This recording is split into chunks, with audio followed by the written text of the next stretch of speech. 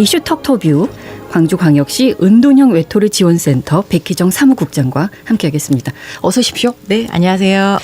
은둔형 외톨이가 저는 낯설지가 않은 게 지난번에 신수정 광주시 의장께서 출연하셔서 이 말씀을 하셨거든요. 네, 처음 네. 이거를 조례를 제정하신 의원이십니다. 맞아요. 네. 지금 이제 의장이신데 네. 그래서 은둔형 외톨이라고 하면 뭘 의미할까요?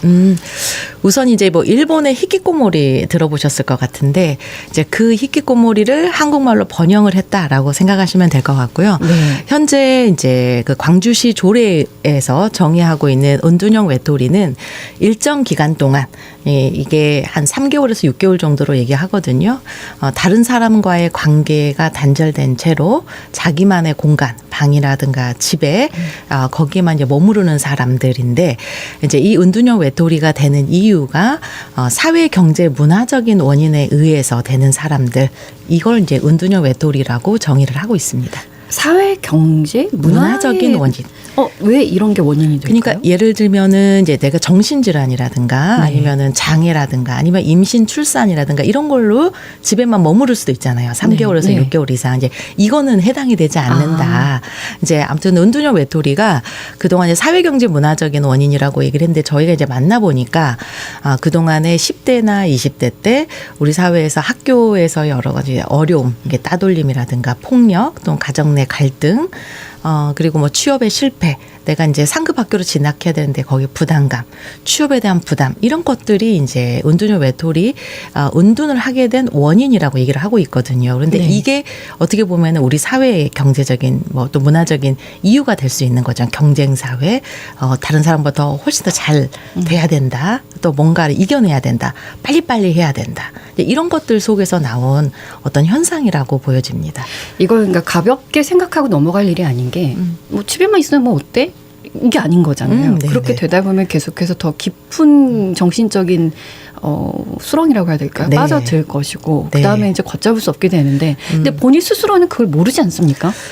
그러니까 이제 우리가 내가 너무 소진이 되어서 조금 네. 쉬어야겠다라고 해서 이제 집에 머무르는 거하고 이제 이 사람들은 이제 학교에서 어떤 어려움이 있어서 학교를 중단해 버리는 경우도 있거든요. 적응 못하는 거죠. 네네. 그러다 보니까 이제 뭐 10대, 20대 때 은둔의 경험으로 인해서 이제 본인의 어디 소속도 되지 않고 사회 경험이 되지 않기 때문에 사실은 우리 사회에 큰 이제 사회 문제가 될 수 있다라고 네. 해서 이제 보건복지부가 올해 이제 처음으로 굉장히 이제 관심을 가지고 이게 뭐 신취약계층이라고 해서 이제 은둔 청년들 이제 네. 지금은 청년에 좀 집중을 하고 있습니다만은 은둔 고립 청년들에 대한 정책들을 지금 하기 시작을 했어요. 그러니까 굉장히 좀 중요한 우리 네. 사회의 이제 문제라고 지금 드러나고 있는 문제라고 보시면 될 것 같습니다. 비율도 보니까 20대, 30대가 80% 일단 드러난 걸로는 네네. 그 정도죠. 저희 센터에 이제 저희 은둔형 외톨이 지원 조례는 전 연령에 걸쳐서 지원을 하는데 네. 그 중에서 저희 이제 분포를 보면은 20대, 30대가 가장 많아요. 거의 한 말씀하신 70-80% 정도가 20대, 30대에 해당이 되고 그 다음으로는 10대, 다음은 40대 이상이고요. 또 이제 이런 통계 같은 경우는 이제 청년층에 많이 일어나는 거는 이제 보건복지부라든가 국무조정실에서 조사한 그런 통계에서도 굉장히 청년층의 인구가 많이 있을 것이다라고 이제 전수조사를 할 수가 없는 문제이기 때문에 네. 그렇게 추정을 하고 있는 거죠. 그러니까 보통 감기 걸리면 내가 감기 걸렸으니까 난 병원에 갈게 스스로 이렇게 인지할 수 있지만 네. 이게 은둔형 외톨이라는 용어로 그냥 쓰면 되는 거죠. 예, 은둔형 외톨이가 됐을 때 내가 인지를 못하는 경우도 많으니까 내 주변에 있는 사람들이나 가족들이 이거를 이제 손을 잡고 치료할 수 있는 곳으로 가야 되지 않을까. 네, 인지라기보다는 본인이 사회에 나가는 것을 거부를 했기 때문에, 꺼려하니까. 네, 그래서 자기를 자기만의 공간에 가둬버렸다라고 얘기를 하시면 될 것 같습니다. 그러니까 굉장히 어떤 뭐 보면은 뭐 취업이라든가 이런 걸 했는데 네. 거기에서 적응을 하지 못해서 자꾸 나는 2주, 3주 뭐 이렇게 그만두다 보니 나는 이 정도밖에 되지 않는 사람인가라고 예. 해서 이제 밖에 나가거나 이런 걸 도전하는 것을 아예 하지 않으려고 하는 거죠. 이런 경험들이 이제 쌓이다 보니까 밖은 위험한 것이고 네. 경쟁을 하는 거고 그래서 자기를 스스로 안전한 공간에 가둬버렸다. 우리는 이렇게 표현을 하고 있습니다. 근데 사회로부터의 고립은 조금 이해가 되는데 가족으로부터의 고립도 있습니까?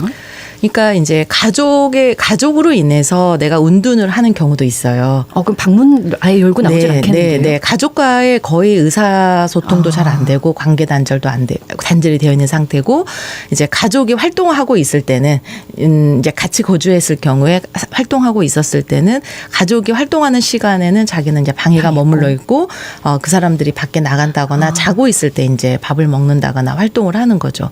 이런 분들도 굉장히 많이 계시고 그러니까 주변에서 볼 때는 어떻게 판단하면 될까요? 그냥 고립되어 있는 상태면 은둔형 외톨이 이렇게 보면 됩니까? 아까 제가 말씀드린 것처럼 사회의 다른 사람들하고 관계가 단절이 된 사람들이거든요. 네네. 이 사람들은. 그러니까 친구도 없고 가족도 내가 어려움을 겪을 때 누구에게 도움을 청할 수 있는 사람도 없고 이제 이런 사람이 이제 기본인 거예요. 네. 그리고 본인이 한정된 공간에서 어느 일정 기간 동안에 계속 머물러 있고 다른 일들을 하지 않는. 그러니까 본인이 이제 아까 자각을 해서 요즘에는 이제 언론에서 이제 은둔형 외톨이라든가 은둔 청년에 대한 문제가 많이 나오다 보니까 본인들도 이제 고민을 하는 거죠. 나 같은 사람들이 또 있구나. 바람직해요. 네. 그래서 본인이 이런 센터에 문의를 하는 경우도 있고 네. 본인은 여전히 이제 당사자들은 방에가 있는데 이제 가족들이 어떻게 이거를 정보라든가 어떻게 내가 이 사람들을 대해야 될지 모르겠으니 센터가 좀 도움을 좀 줬으면 좋겠다. 네. 이렇게 요구를 하시는 분들도 계시고 또 그동안에 이제 광주 같은 경우는 기관에서 이제 이렇게 지원을 하는 취약계층을 지원하다 보면은 이렇게 운둔하고 있는 사람들을 보거든요. 그러니까 네. 발굴을 했는데 이 전문적으로 어떻게 계속 지속적인 방문이라든가 프로그램에 참여라든가 이런 게 안 되니까 이제 기관에서 저희 센터로 이제 문의를 해주시는 경우도 있습니다. 그래서 조례가 이제 만들어졌고 이분들에게 도움을 드려야 되니까 네. 어떤 방법으로 도움을 드릴 수도 있고 일단 내 주변에 있어요라고 할 때 어떤 식으로 신청을 하시면 될까요?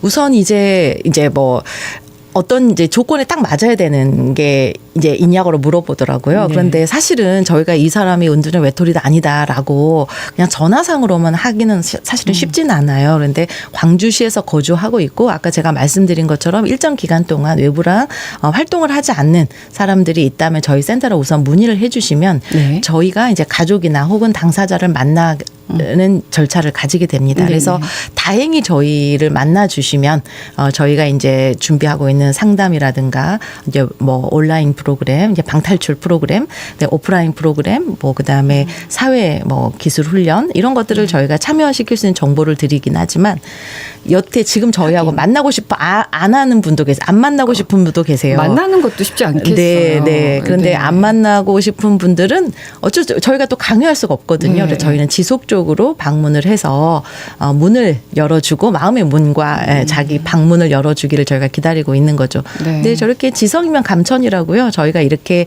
가면은 이제 문을 열어주신 분들도 계세요. 감정의 동물이라서 네. 사람은 진심을 갖고 가면 될 것 같습니다.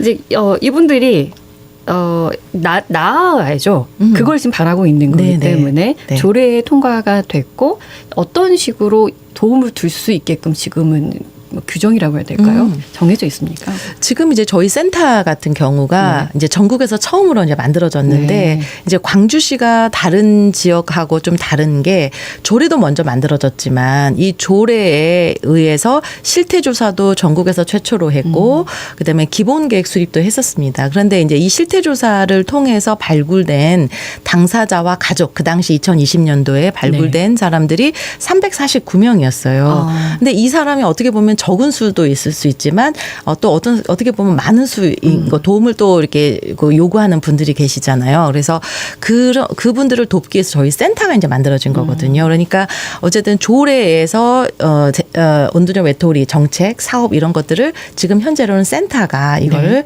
좀 수행을 하고 있다라고 보시면 될 것 같습니다. 일단 이제 만났어요. 이분이 이제 외톨이 용어가 좀 네, 걸리는데 그렇죠. 다르게 부를 수 있는 방법은 없나요? 그러니까 이제 이 은둔형 외톨이가 굉장히 낙인감과 부정적인 네. 효과 뭐 이런 게 좀 있어요. 그래서 당사자들을 자기를 은둔형 외톨이로 부른다고 했었을 때 잘 나오고 싶지 않겠잖아요. 저 같아도요. 네, 그래서 새로운 용어를 이제 우리가 좀 찾아보긴 하는데 이 용어에 대한 대체는 사실 지금 좀 찾기는 아직은. 어려워요. 그러니까 아예 이제 은둔형 외톨이란 말을 쓰지 않고 은둔 청년, 은둔 장년, 은둔 청소년 그냥 은둔자, 이렇게 네. 그래서 저희는 이제 고립운둔자라고 얘기를 하는데 네. 예, 그분들 네. 네. 일단은 아직 좋은 용어가 떠오르질 네. 않습니다. 예, 아무튼 그분들이 이제 면담을 했고 도움이 좀 필요하다고 결과가 나왔어요. 그때는 이제 어떤 도움들을 받을 수 있는 겁니까? 그분들이 이제 저희랑 면담을 했었을 때 가장 어려움, 네. 어떤 걸 좀 도와달라 주 호소 문제는 네. 나는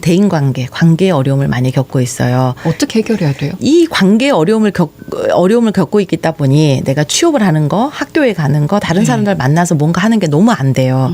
그러니까 이제 이 관계의 어려움을 갖고 있기 때문에 자신감을 줘야 되거든요. 네. 그러니까 내가 성향이 조금 소극적이고 이제 좀 내적인 그런 지향, 내향적 그런 사람이라고 하더라도 모든 사람이 관계의 어려움을 겪고 있는 건 아니잖아요. 네. 근데 이분들은 그런 부분들을 좀 더 특화해서 저희가 상담이라든가 그다음에 자기 탐구 그리고 이제 외부 활동들을 통해서 이제 대인관계 그런 훈련을 하는 이런 프로그램들을 저희가 이제 만들어 놓고 거기에 참여를 하게 됩니다. 그래서 네. 굉장히 좋아지시는 분도 계시고 지금은 외부 활동 2022년이나 작년 2023년도에 저희 센터에 이제 문을 두드리신 분들이 네. 지금 취업을 하신 분도 계시고 어느 네. 정도나 그러면 치료를 받으면 되나요? 상태에 따라 다르긴 하겠지만요. 그렇죠. 네네. 뭐 운동 기간이라든가 본인의 이제 지금 현재 운동 상태 또 지지자가 얼마만큼 주변에 많이 있는지 이런 거에 따라 달라지긴 하겠지만 이게 단기간에 해결되는 문제는 아니다. 그래서 이전에 뭐 정책은 뭐 한 3개월이나 몇 번 해서 정책이 효과를 내려고 하지만 저희 네. 센터는 그래도 1년 이상은 이분들하고 같이 소통하고 지켜봐주고 같이 프로그램에 참여하는 것 이렇게 지금 하고 있습니다. 짧게 아니면 시간이 좀 걸리긴 하지만 그래도 좋아진다. 네. 굉장히 희망적인 거잖아요. 네. 지금 정부하고 자치단체 관심 의지 어느 정도 됩니까? 광주가 지금 넘사벽이라고 해야 되나요? 네, 어쨌든 가장 앞서가고 있어요. 네. 그러다 네. 보니까 다른 지역에서 이 이제 운두녀 외톨이 정책과 이 센터 운영에 벤치마킹을 굉장히 많이 하러 네. 오셨고요.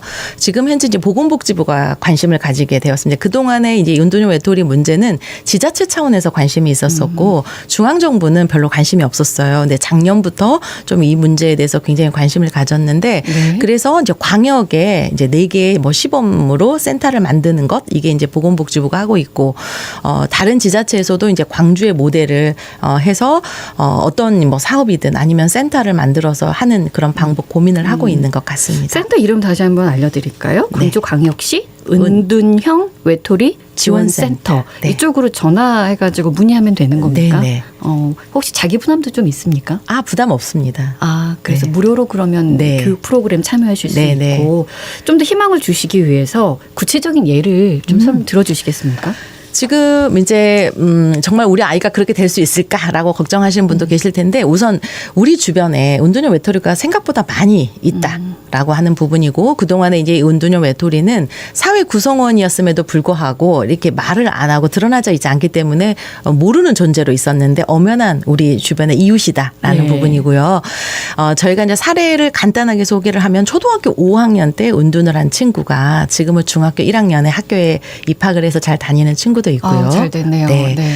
그리고 오랫동안 뭐 한 1년 이상 운둔을 했는데 이제 청년이거든요. 이제 30살 정도 되는 여성 청년인데 이 청년 같은 경우는 이제 그 대기업에서 저희 센터 지원을 받고 저희가 이제 그 추천서를 써서 네. 대기업에서 운영하고 있는 아카데미 거기에 참여해서 지금은 대기업에 취업을 한 사례도 계시고요. 네, 좋습니다. 그리고 네. 근데 같이 해주실 분들이 좀 수가 부족하진 않으십니까? 340 그렇죠. 아까 7명? 347명이라고 하셨는데 계속 이렇게 상담하라고만 해도 수십 명, 수백 명이 필요할 그렇죠. 것 같은데요. 이분들이 이제 단기간에 끝나는 게 아니라 누적이 되잖아요. 네. 이제 이분들은 2022년에 왔다고 해서 이미 나간 게 아니라 2022년에 왔지만 아직도 네. 은둔을 극복하지 못하는 분들은 저희 센터의 프로그램들을 활용을 하고 계시기도 하고 예. 또 신규로 새로 오시는 분도 계시다 보니까 굉장히 이제 인력들이 많이 필요하죠. 그리고 이 사업은 뭐 좋은 프로그램도 굉장히 중요한 역할을 하겠지만